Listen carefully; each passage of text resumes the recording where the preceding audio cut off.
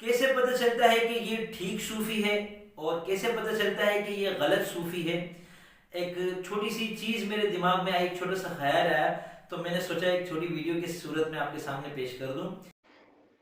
إنا جعلناه قرآنا عربيا لعلكم تعقلون۔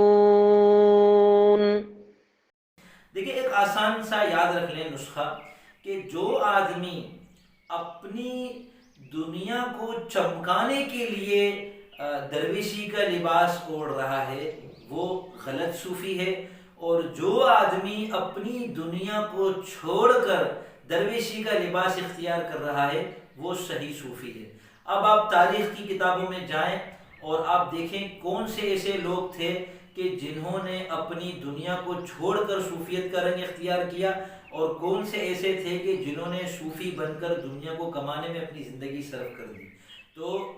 آج کے زمانے میں بھی آپ یہ دیکھ لیں کہ سجادہ نشین اور جتنے ایسے ہیں جو باقاعدہ بیٹھے ہوئے ہیں، جدی پشتی ہیں یا اب بنے ہیں، ان کو دیکھ لیں کہ یہ اگر دنیا کمانے میں لگے ہوئے ہیں تو اس کا مطلب ہے یہ غلط صوفی ہیں، لیکن اگر یہ اپنی دنیا کو ترک کر کے اللہ اللہ کرنے میں لگے ہوئے ہیں، لوگوں کو اللہ کی طرف بلا رہے ہیں درویشی کا لباس اوڑھے ہوئے، تو یہ ٹھیک صوفی ہیں۔ لیکن ٹھیک صوفی بھی پورا شریعت کے مطابق اگر زندگی گزار رہا ہے، اپنی قرآن اور سنت کے مطابق اس کی زندگی ہے، اس کی زندگی میں کوئی عمل شریعت کے خلاف نہیں ہے، تو وہ ٹھیک صوفی ہے۔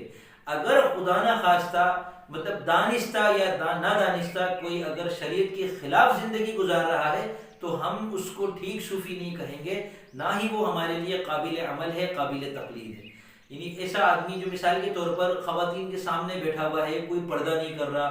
تو وہ شریعت کے خلاف جا رہا ہے۔ ایک آدمی ایسا ہے جس کے ہاں موسیقی بج رہی ہے تو وہ شریعت کے خلاف جا رہا ہے۔ ایک آدمی ایسا ہے کہ جہاں جو ہے وہ غیبتیں بہت زیادہ ہو رہی ہیں تو وہ شریعت کے خلاف جا رہا ہے۔